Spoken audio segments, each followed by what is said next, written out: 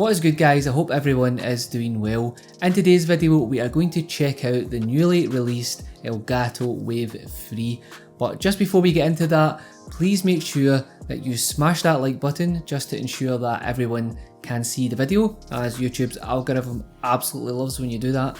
And obviously if you are not subscribed, smash that subscribe button as we are almost at 100k finally, and I have a massive giveaway planned, so let's try and get there as soon as possible. So with all that said, the Wave 3 is a product aimed towards creators, so people who do YouTube, Twitch stream, all that good stuff.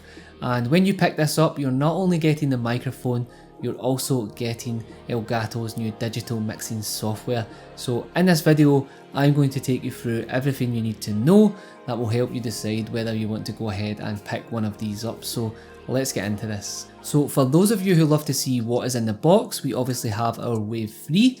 We have some documentation and a quick start guide.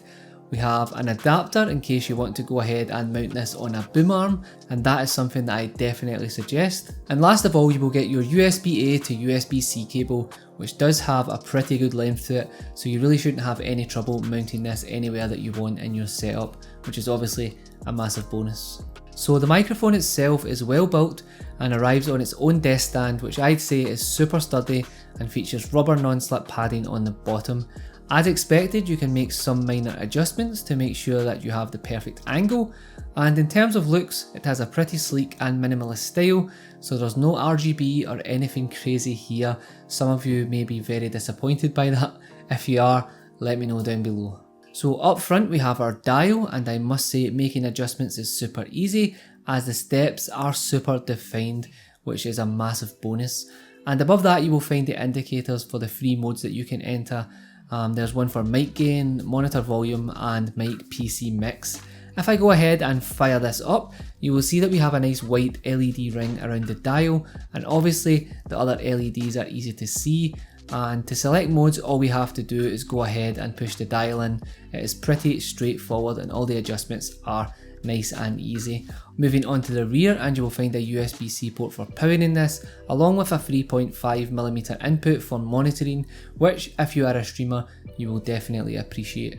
Last of all, and probably one of my favourite features, is the capacitive mute switch on the top of the capsule. You pretty much give this the lightest of taps and your mic LEDs will turn red to let you know you are muted. With such a light tap needed, you won't have to worry about any noise coming through the mic etc. that you would get if it was a physical button.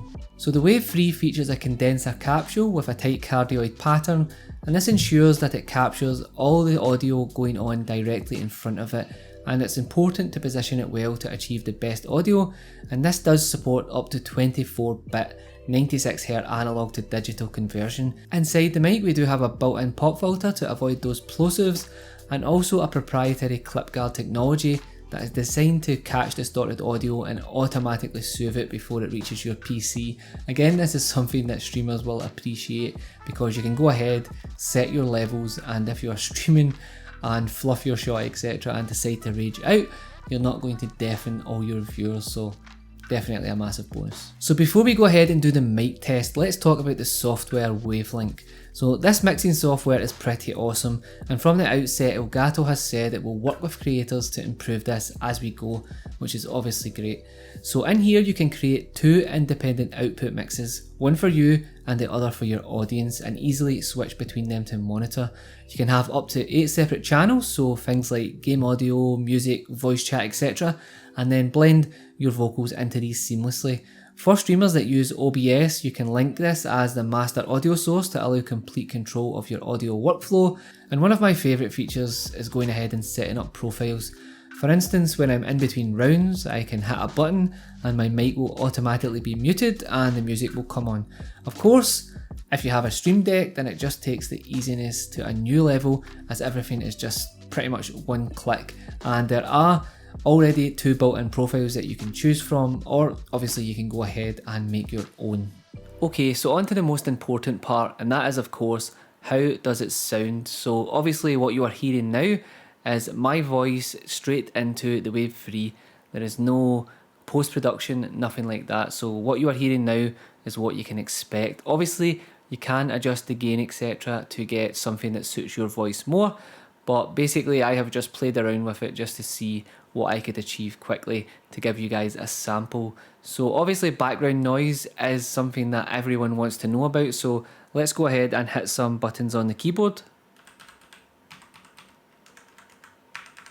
I'm just looking at the wave patterns on the computer there, and it's definitely picking up the keyboard, but what about the mouse?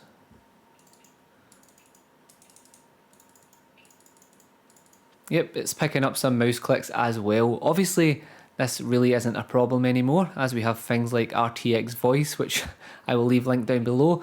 It's just like pure magic. You turn it on and all your background noise just totally disappears. So that is something that you will probably want to look into. So let me know what you think about the audio down below. Does it sound good? Does it sound bad?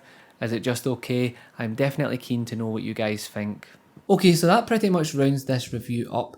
If you are looking to go ahead and pick this up, then it will set you back £159 here in the UK and $159 in the US, just because the conversion rates are all crazy at the minute. So let me know what you think of that price tag down below. Do you feel that the mic along with the software warrants this? Is it something you would buy due to being in the Elgato ecosystem, etc.? Let me know your thoughts down below, or if you have any other questions on stuff that I missed, ask down below. I will definitely get back to you. As always guys, thank you so much for tuning in. Stay safe, be kind to each other, and I will catch you on the next one. Peace.